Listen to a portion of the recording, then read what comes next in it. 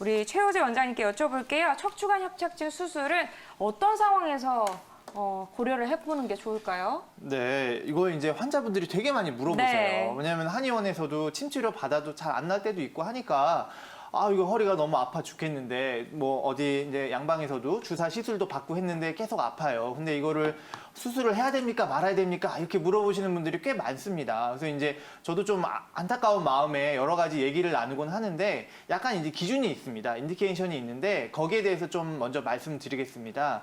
일단은 일상생활이 힘들 정도로 통증이 극심한 경우 뭐 진통제나 이런 것도 소용이 없고 통증이 너무 극심해서 일상생활이 힘들 경우는 수술을 고려해 봐야겠죠. 그런 경우는 어쩔 수 없으니까요.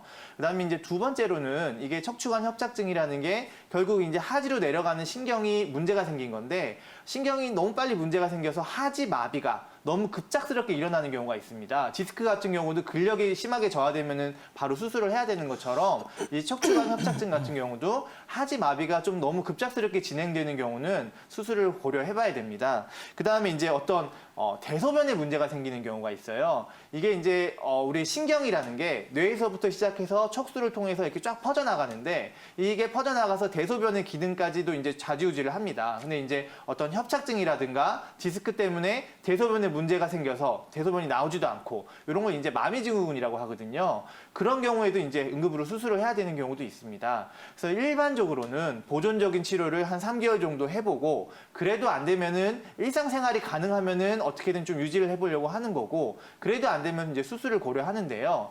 이제 여기 환자분도 5분 정도 걸으면은 이제 아파서 쉬셔야 된다 이렇게 얘기를 하셨는데 이제 실제적으로 치료를 하시면은 5분 정도 걸어서 쉬시는 거를 10분 아니면 20분, 1시간 이렇게 늘릴 수는 있어요. 그래서 이제 어떤 치료나 관리를 잘 하면은 좋아지는 부분도 있으니까 일상생활이 가능하신 정도면은 좀 수술보다는 좀 보존적인 치료를 뭐 정형외과 가서 물리치료든 한의원에서 침치료든 해보시고 제가 아까 얘기한 어떤 기준에 좀 합당하다 하시면은 그때는 큰 병원에 가셔서 영상의학적 검사도 해보시고 그렇게 하셨으면 좋겠습니다. 네.